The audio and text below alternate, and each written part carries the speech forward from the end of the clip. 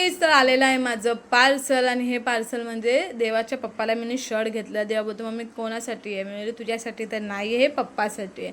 मग तो ओके. आणि बघा मस्त वाटत होतं शर्ट, खूप छान आहे. तर देवाच्या पप्पाला आवडते ना आवडते काही माहिती नाही, पण हे मी त्यांना पाडवायलाच देणार, कारण की मी दरवर्षी देवाच्या पप्पाला शर्ट घेते.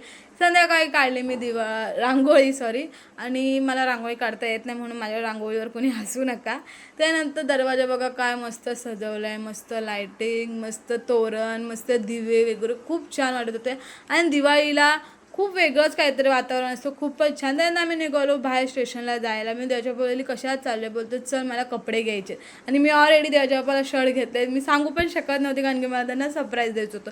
आणि फर्स्ट टाईम मला असं वाटलं ह्या रोडला ट्रॉफिक नाही, कारण की ह्या रोडला एनी टाईम ट्रॉफिक असतं. आणि मी बोलली चल दिवाळीमुळे ट्रॉफिक नाही असं बोलता स्टेशनला गेले. आणि ट्रॉफिक तर नाही आहे, पण पब्लिक बापरे बाप, म्हणजे सगळी पब्लिक शॉपिंगला गेली. मी बोलली एवढा पब्लिकमध्ये काय घेणार? त्याच्याबरोबर कुठल्या शर्ट नाही आवडला, मी रिटर्न आलो. त्यानंतर देवांशी लागलेली ताण मी देवा पित होता उसाचा सरबत. आणि मला बिलकुल उसाचा सरबत आवडत नाही, म्हणून मी नाही पिला. त्याच्यानंतर देवांशने घेतली ही माचीसवाली घन. आणि बघा काय मस्त, एवढा त्याचा आवाज भारी आहे ना. आणि देवांश मला डेमो दाखवते, मम्मी बघा अशी काडी घ्यायची, इथं असं टाकायची. आणि एवढी छान आवाज होतो ती ना. देवांश बघा कसा करतो त्याला, आणि त्याला लगेच समजलं पण ना हिरोला.